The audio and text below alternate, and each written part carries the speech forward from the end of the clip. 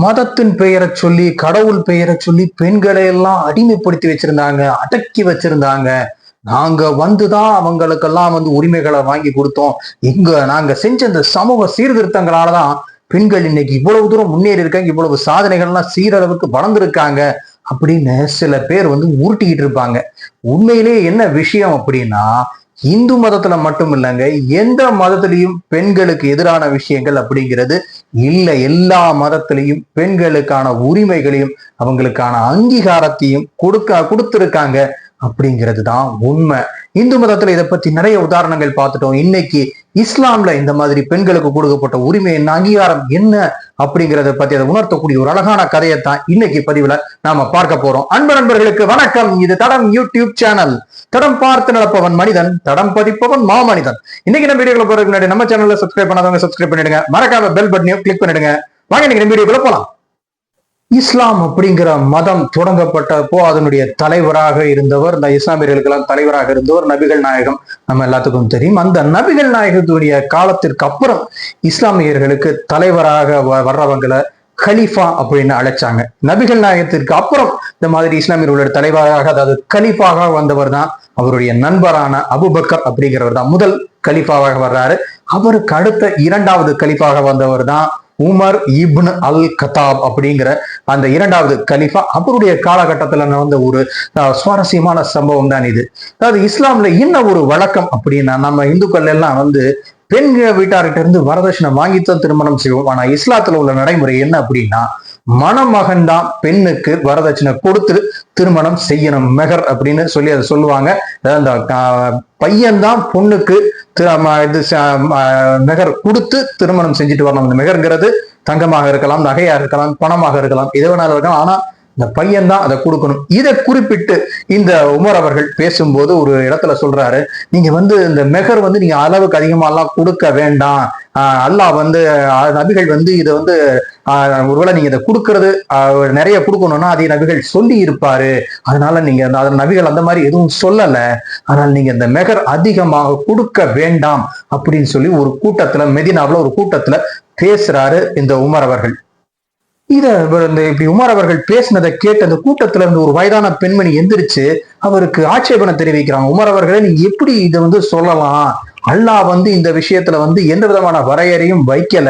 அல்லாஹ் வரையறை வைக்காத ஒரு விஷயத்திற்கு நீங்க எப்படி ஒரு வரையறை வைக்கலாம் அப்படின்னு சொல்லி கேட்டு அதுக்கு விளக்கமும் கொடுக்குறாங்க. அதாவது அல்லாஹ் குர்ஆனுடைய 4வது அதிகாரத்துல 20வது வசனத்துல என்ன சொல்லி இருக்காரு, நீங்க ஒரு பெண்ணுக்கு ஒரு பெரிய அளவு தங்கத்தையே, ஒரு பெரிய ஒரு தங்க மலையவே கொடுத்து திருமணம் செஞ்சாலும் நீங்க அவளை பிரியும் போது திரும்ப கேட்காதீங்க அப்படின்னு தானே சொல்லியிருக்காரு.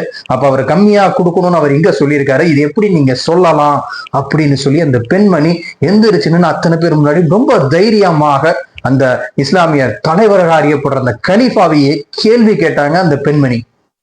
இப்படி இந்த அம்மா கேட்டதும் சுத்தி இருந்த கூட்டத்துல இருந்தவர்களுக்கெல்லாம் ஒரு பக்கம் ஆச்சரியம், ஒரு பக்கம் பயம், ஒரு பக்கம் தைரியமா அந்த அம்மா எந்திரிச்சு இந்த கலீஃபா நம்ம தலைவரையே இப்படி பேசிருச்சே அப்படிங்கிற ஒரு ஆச்சரியம் ஒரு பக்கம், என்ன ஆகுமோ, அவர் என்ன எப்படி ரியாக்ட் பண்ணுவாரோ அப்படிங்கிற பயம் ஒரு பக்கம் அப்படின்னு எல்லாரும் சுத்தி ரெண்டு பேரையும் மாத்தி மாத்தி கலீஃபாவையும் அந்த வயதான பெண்மணியும் மாத்தி மாத்தி பார்த்துக்கிட்டு இருக்காங்க. இந்த கலீஃபா இதை கேட்டுட்டு என்ன பண்ணாங்கன்னா, அமைதியா 2 நிமிஷம் தலையை குனிஞ்சு யோசிச்சாரு. யோசிச்சுட்டு அதுக்கப்புறம் திரும்பி அந்த பெண்மணியை நேருக்கு நேரா பார்த்து, ஆமாம்மா நீங்க சொன்னது சரி, நான் சொன்னதுதான் தவறு அப்படின்னு சொல்லி அத்தனை பேர் முன்னாடி, அந்த கூட்டத்தின் முன்னாடி அந்த பெண்மணி சொன்னது கரெக்ட், நான் உமர், நான் சொன்னது தவறு அப்படின்னு சொல்லி அவர் ஒத்துக்கிட்டாரு. எவ்வளவு பெரிய தலைவர்! ஒரு வயதான பெண்மணி எந்திரிச்சு சொன்னதும் அது சரிமா, நீங்க கரெக்ட், நான் தப்பு அப்படின்னு ஒத்துக்கிட்டார். அப்படின்னா அந்த பெண்மணிக்கும் அந்த இதுக்கும் எப்படிப்பட்ட ஒரு அங்கீகாரத்தையும் உரிமையும் கொடுத்திருக்காரு.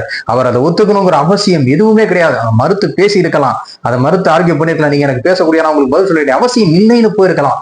ஆனால் அத்தனை பேர் முன்னாடி அதே கூட்டத்துல, ஆமா நீங்க சொன்னது சரி, நான் சொன்னது தவறு அப்படின்னு அதை ஒத்துக்கிட்டு இருக்காருன்னா எவ்வளவு ஒரு அங்கீகாரம் ஒரு பெண்ணுக்கும் அந்த ஒரு தலைவனுக்கும் எப்படிப்பட்ட ஒரு இது கொடுக்கப்பட்டிருக்கு அப்படிங்கிறது தான் இங்க நாம கவனிக்க வேண்டிய ஒரு விஷயம். தமிழ்ல ஒரு பழமொழி சொல்லுவாங்க, ஊரு 2 பட்டா கூத்தாடிக்கு கொண்டாட்டம் அப்படின்னு. அந்த மாதிரிதான் இவங்க பண்றது. மதத்தின் பேரை சொல்லி, கடவுள் பேரை சொல்லி உங்களை எல்லாம் இப்படி அடிமைப்படுத்தி வைக்கிறாங்க, அடக்கி வைக்கிறாங்க அப்படின்னு எல்லாம் பேசுறாங்க. உண்மையிலேயே எந்த மதத்திலையும் அப்படி யாரையும் அடக்கி வைக்கிறதுக்கோ ஆதிக்கம் செலுத்துறதுக்கோ அடிமைப்படுத்துறதுக்கோ சொல்லல. மதம் அப்படிங்கிறது மனிதனுக்கு இப்படித்தான் வாழணும் அப்படிங்கிற சிறந்த வாழ்க்கைக்கான நெறிமுறைகளை சொல்லக்கூடியதுதான் மதம். அந்த மதத்தை வச்சு இவங்க ஒரு குழப்பத்தை உண்டு பண்ணும்போது என்ன ஆகுது, எங்க மதத்துல மட்டும்தான் அப்படி சொல்லியிருக்கா, அவங்க மதத்துல சொல்லலையா அப்படின்னு சொல்லி கிளம்பும் போது அவங்களுக்குள்ள இருக்கிற குழப்பம் நடக்கும் போது இதை கிளப்பி விட்டவருடைய எண்ணம் ஈடேறும். அப்ப அவங்க ஈஸியாக இவங்க மேல தங்களுடைய ஆதிக்கத்தை செலுத்தலாம், தங்களுடைய அதிகாரத்தை நிலைநாட்டலாம். இதுதான் காலங்காலமா நடந்து வந்துகிட்டு இருக்கு. அதனால மக்களுக்கு மதத்தையும் மக்களையும் தனித்தனியாக வச்சிருக்கணும் அப்படிங்கிறத விட மதங்களை தனித்தனியா வச்சிருக்கணும் அப்படிங்கிறத ரொம்ப தெளிவாக இருக்காங்க. நீங்க கடவுளை நம்புறதும் நம்பாததும் உங்களுக்கு தனிப்பட்ட விஷயம்.